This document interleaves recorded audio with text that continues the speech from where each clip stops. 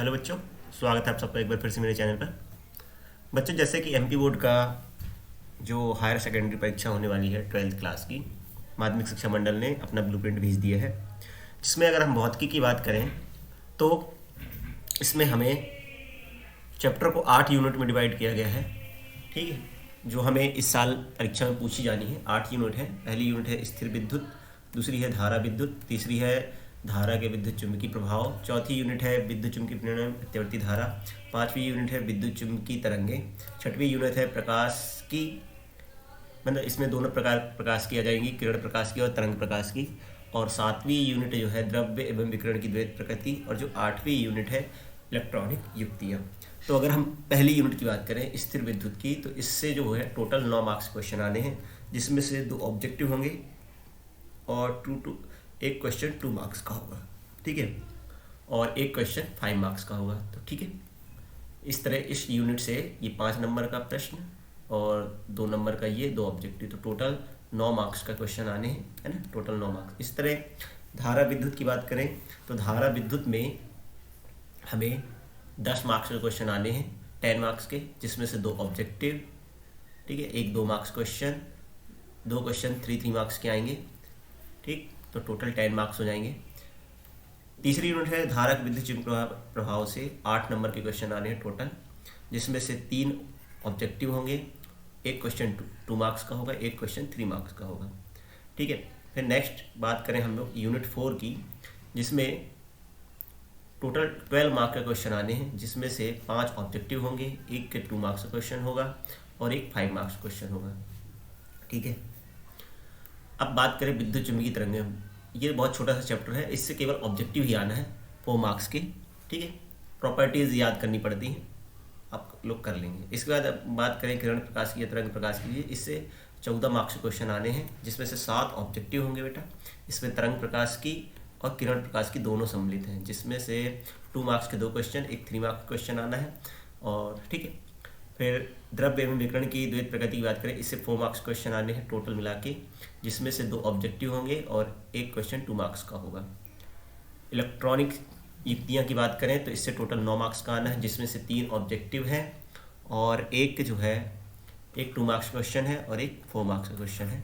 ठीक है, तो ये ओवरऑल एमपी बोर्ड का क्या है, ये ब्लूप्रिंट है। अगर हम लोग बात करें तो इससे हम लोग को देखना है कि जो चैप्टर इम्पोर्टेंट है हम उनकी बात करें, या पहले हम लोग उन चैप्टर की बात कर लेते हैं जिससे बड़े बड़े क्वेश्चन आने हैं, या हम लोग बात करें 5 मार्क्स क्वेश्चन आने हैं।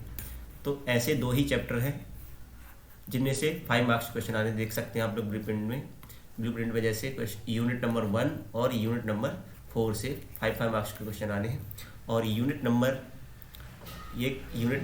8 से एक 4 मार्क्स का आने हैं। तो ये ऐसे चैप्टर हैं जिनसे बड़े क्वेश्चन आने हैं, है ना। तो अगर हम लोग यूनिट 1 की बात करें, पहली यूनिट की, ठीक है, स्थिर विद्युत में, तो देखते हैं कौन कौन से क्वेश्चन इंपॉर्टेंट हैं। मैंने इंपॉर्टेंट क्वेश्चन की लिस्ट बनाई है, जिसमें से अपन लोग देख सकते हैं। ठीक है, इसमें पहला जैसे ऑब्जेक्टिव टाइप जो क्वेश्चन आने हैं, अपन को पता है इस यूनिट से, यूनिट 1 से, यूनिट जो 1 है ना, यूनिट 1 स्थिर विद्युत है, स्थिर वैद्युत है, इलेक्ट्रोस्टैटिक्स है। इससे टोटल हमारे लिए 9 मार्क्स के क्वेश्चन आने हैं, 9 मार्क्स के आने हैं, जिसमें से 2 ऑब्जेक्टिव हैं, एक 2 मार्क्स का क्वेश्चन है और एक 5 मार्क्स का, टोटल 9 मार्क्स के क्वेश्चन है। ठीक है, अब देखिए इसमें पहला ऑब्जेक्टिव जो क्वेश्चन है बहुत फेमस है, जो आता रहता है एग्जाम में, एक प्लावेस में इलेक्ट्रॉनों की संख्या कितनी होती है। तो इसको हमको बिल्कुल याद रखना है, इसका ऑप्शन बी सही है, 6.25 × 10⁻18।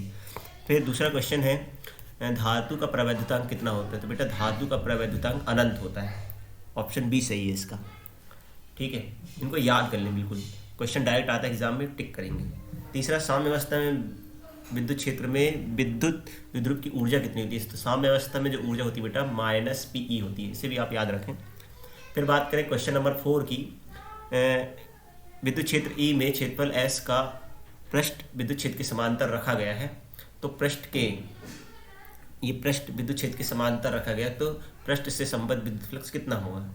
ठीक है, एक E क्षेत्र है जिसमें S पृष्ठ का पृष्ठ विद्युत क्षेत्र के समांतर अगर, तो बेटा अगर विद्युत क्षेत्र ऐसा है और उसके समांतर अगर हम लोग रख दें एक पृष्ठ को, तो उससे गुजरने वाला जो फ्लक्स होगा बेटा वो 0 होगा, क्योंकि इसका अभिलंब इधर होगा और फ्लक्स का फार्मूला होता है ES cos थीटा। इस केस में विद्युत क्षेत्र इधर है और पृष्ठ इधर है, तो दोनों की जो 90 डिग्री का एंगल है तो ES cos 90 डिग्री बेटा इसका आंसर, क्योंकि ES cos 90 0 होता है तो ये आंसर 0 आ जाएगा। ठीक है, तो ये आंसर इसका सही है, ये तीसरा ऑप्शन सही है। विद्युत आवेश Q के कारण विद्युत क्षेत्र की तीव्रता E है, तो हमें पता है बिंदु आवेश के कारण विद्युत क्षेत्र की तीव्रता 1/4πε/Q/r² होती है, वो दूरी के व्युत्क्रमानुपाती, वर्ग के व्युत्क्रमानुपाती होती है। तो ये इसका ऑप्शन नंबर जो बात करें हम लोग कि ऑप्शन जो है ऑप्शन नंबर बी सही है इसका। अब बात करते हैं कुछ और, जैसे fill in the blank type question है। तो आदर्श वैद्युत द्विध्रुव का आकार कितना होता है, तो लगभग 0 होता है या नगण्य बोल सकते हैं। एक आइडियल जो डायपोल होता है उसका साइज 0 होता है। आवेश का विमीय सूत्र बेटा AT होता है, ठीक है, AT।